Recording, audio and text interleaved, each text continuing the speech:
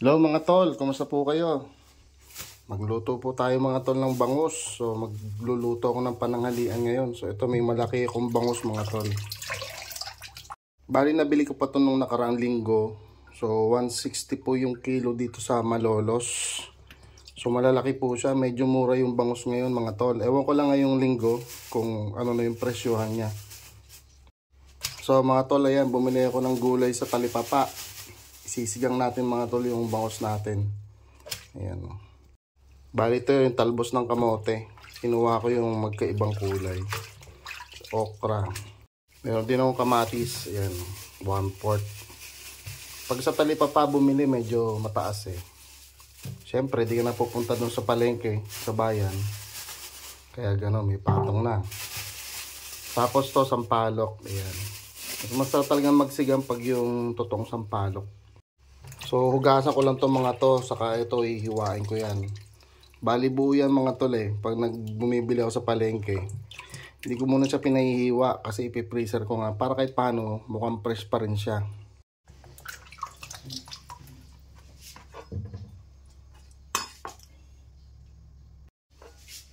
So mga tol, hiwain ko na to, pero lalakayin ko yung ulo kasi gusto ko akin yung ulo mga tol. Eh yung mga anak ko naman, hindi naman sila malakas kumain sa isda.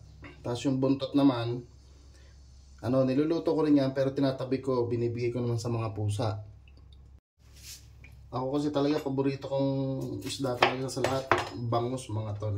Kahit sabihin mong hainan mo pa ako ng mga lechon sa hapagkainan, talagang hindi pa pwedeng hindi ko gagalawin kung may bangus doon. Talagang gagalawin ko yung bangus mga tol. Yan, medyo malalaki yung hiwa mga tol. Total, ano lang naman kami tol eh. 4 lang naman kami dito sa bahay. Yan. Ayan. So itong ulo sa akin. Paborito ko yan mga tol, yung belly niya. Yan. Kuha tayo ng lulutuan mga tol. Ito. Medyo mataas yung pinagsabitan. Yan, maalikabok na. Kasi bira lang nagagamit. May mga gagamba pa oh. Hugasan ko muna to mga tol. So ayan, nahugasan ko na.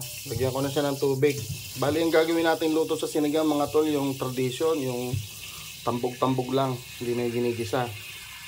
Lalagay ko na tong kamatis. Tapos dudurugin ko lang dyan. Ayan.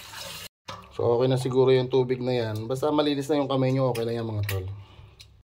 Ito, maglalagay din tayo ng luya mga tol. Yan. Pinitpit ko lang.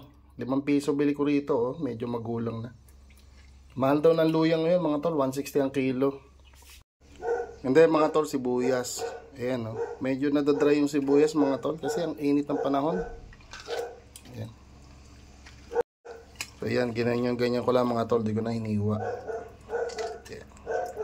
And then, pakukuluan na natin to mga tol. Yan, punta tayo sa lutuan.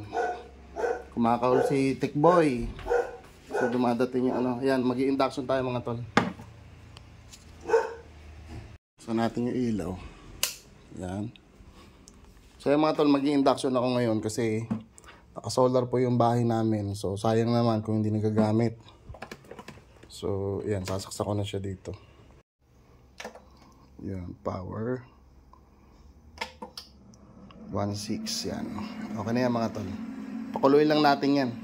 Tapos anihapan natin yung takip nun. Ayan, ito yun eh. Ayan, yun yung takip yun. So maganda pala tol, mag-invest din kayo sa mga ganitong klase ng gamit. Itong halimbawa kaserola. Medyo mahal to mga tol. Siyempre sa ating mga average person, medyo mahal yan. Nasa 5,000 yung isang ganito eh. Pero talagang tatagal yan. Ito, ang tagal na nito sa akin mga tol. Ito lang yung nasisira sa kanya oh. Pero kung maingat naman kayo, tatagal talaga yan. Pero mismong itong metal, eh baka forever na yan mga tol. Sa mga kaapo-apuhan nyo, may pamamanan nyo pa yan. Dito naman natin pakukulan yung palok. Gasa ko muna. Ito mga tol, 20 pesos bili ko dito sa Talipapa. Pero baka sa bayan, mas mura to. Yan, standby ko lang to dito. Pag okay na to, salang natin yung sampalok. And then itong mga gulay, pipitasin ko. And yan, hugasan ulit. Kuha tayo ng asin mga tol. Doon sa paglilinis ng gulay, alam nyo, mas maganda yung aisanin nyo yung tubig. Ayan, hirap kunin.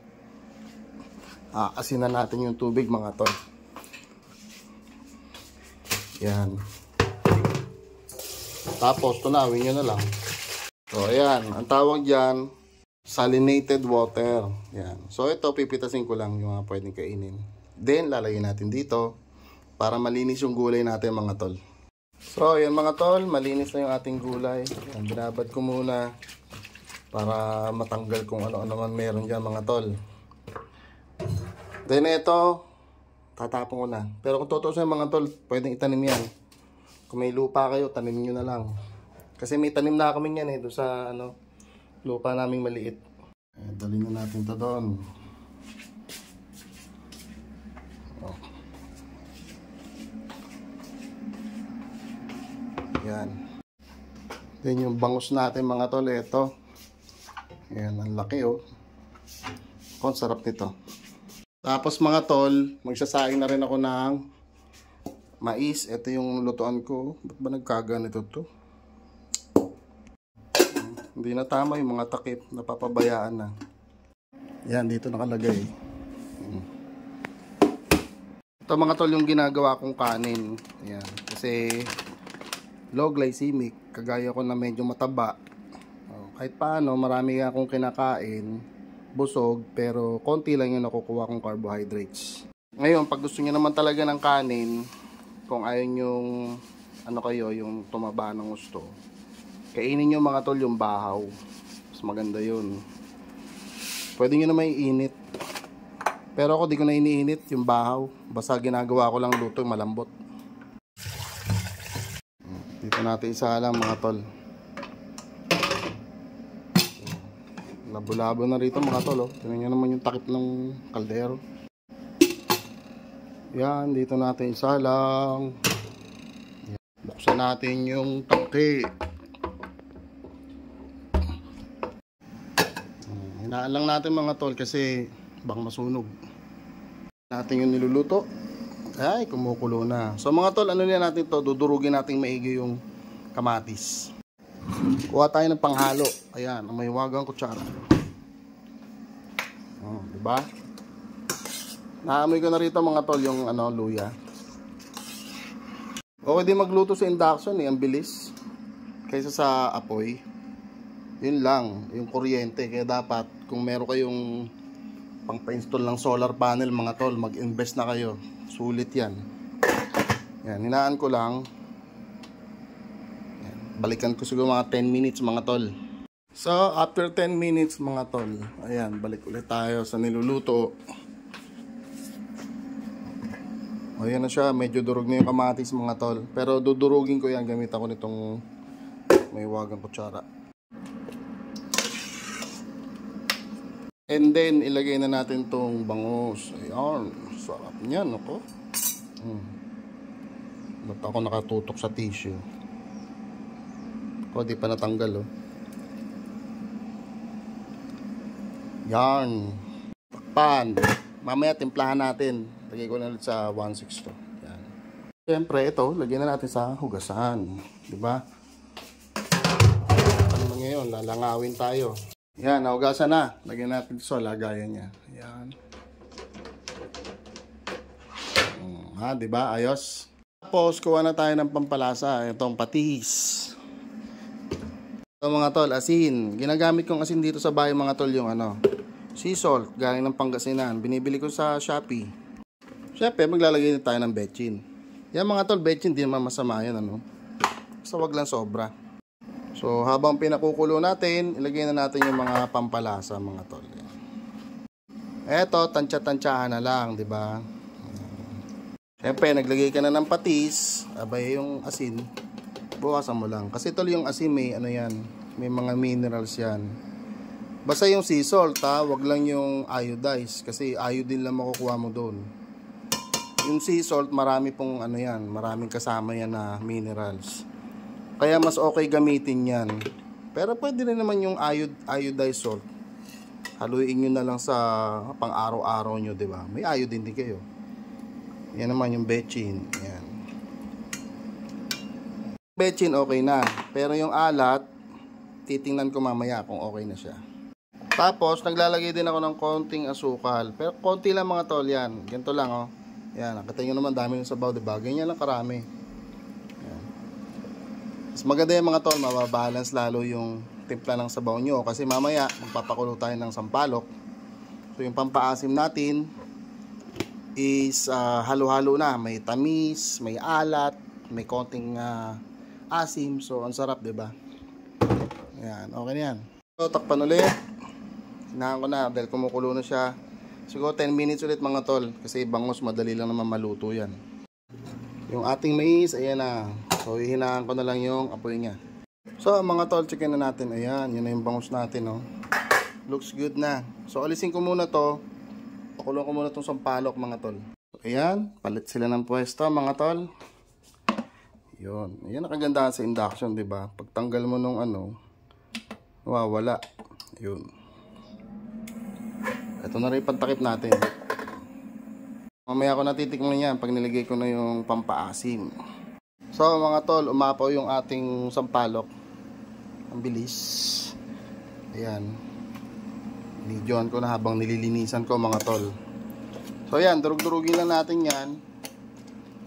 And then, ibalik natin yung sinigang na bangus. Ayan. Lagyan natin dito. Balik natin to. And then, titikman na natin. Then, lalagay ko na yung gulay mga tol pala. Ayan mga tol, tikman ko ha. Actually, may asim-asim na siya dahil dun sa kamatis. So, konti na lang ilalagay natin. Pero mga tol, yung asim is personal preference nyo na yan. Kasi may mga iba akong kakilala mga tol. Minsan, exaggerated yung asim talaga ng sinigang nila. So, kanya-kanyang panlasa mga tol. Nahanap ko yung Ayun, yung salaan, oh.